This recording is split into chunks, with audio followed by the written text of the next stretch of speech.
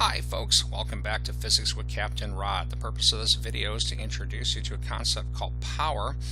What we're looking at on the right is a building, and imagine that, I don't know, maybe they're trying to build a giant clock or something up here, and the workers have to bring a load of material up. So one way they may do that is with some sort of motor ran over a pulley, and down here is going to be some sort of system where they're going to put the load on. Let's imagine this load here, they put 100 kilograms of material on there. They turn the pulley on, and this 100 kilograms of material starts moving up in the air. If I did a motion diagram for that, it might look something like this. Now we're just going to imagine a nice constant velocity here. They get to the top, they stop. All right, so this is going to be position 1, position 2. And just for kicks here, I'm going to make up a numerical value here. This might be, let's see, what are we looking at? 1 story, 2 story, 3 story, 3, 6, 9, probably around 10 meters or so. We're just going to call this 10 meters approximately. Now, what we're going to talk about here is a graph of what potential energy against time would look like for a problem like this. So potential energy, remember, is mgh. Well, being more specific, gravitational potential energy is equal to mgh. And in this example, the mass is not changing, g is not changing. The only thing that's changing is the height. So as the height gets higher and higher and higher, the potential energy is getting larger and larger and larger. Now remember, when you talk about potential energy, you always have to define what's called a datum, a place to measure your potential energy from. I'm going to go ahead and put a datum in the problem here. I'm going to measure it from the ground and make it blue, I guess. So this is going to be my datum in the problem. And again, that means that the potential energy is 0 when we're at the bottom. Now, if I were to actually plot some data points, at t equals 0, the potential energy would be 0. So that would maybe go right there. And let's say it takes 20 seconds for this motor to pull this thing from position 1 to position 2. Then the potential energy at the top would equal the mass, 100 kilograms, times g, which for this example I'm just going to approximate to about 10 Newton per kilogram, or 10 meter per second squared, times times a height of 10 meters. And if we multiply this all out, we get 100,000. So the potential energy of the system is about 100 joules when it's at this position. I'm sorry, 100,000 joules.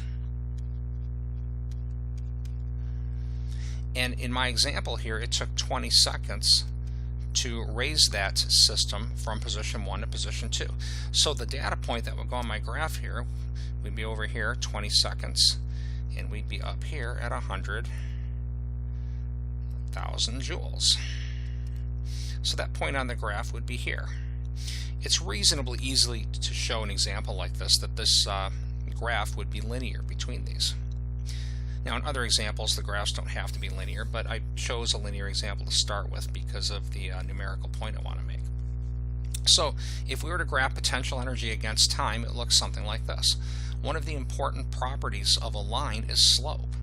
Slope, remember, is rise over run. In this example, the rise would be this height, 100,000 joules. The run is this distance, 20 seconds. So the slope is going to be 100,000 joules over 20 seconds. Let's see what we get out of that. We get 5,000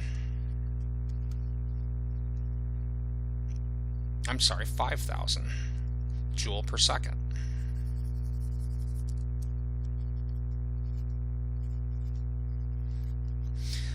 This is telling us how fast the potential energy is changing, and this quantity is called power. I like to define power like this. Power defined as rate that energy changes, or energy is transferred. So when we calculate it, it's equal to change in energy over change in time.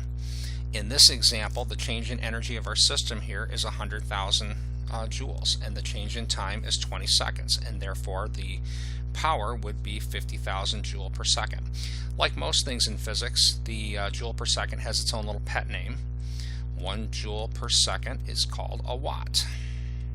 So in this example, the power would be 5,000 watts. Now, I like defining power like this, change in energy over change in time. However, sometimes power is defined around work, because in this example, what's changing the energy of the system is work being done by the motor. So power also can be defined as work per unit time. And again, it would have units of joule per second.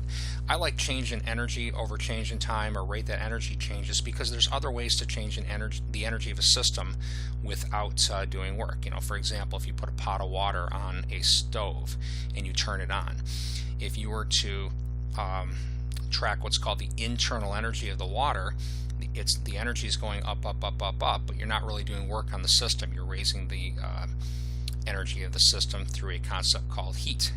So anyway, rate that energy changes, I think, is a little more general term, and it handles more things than rate that work is done. So that's how I usually define power: rate that energy changes, or rate that energy is transferred. And this is how I usually calculate it: change in energy over change in time, which, you know, for a lot of problems will equal work per unit time.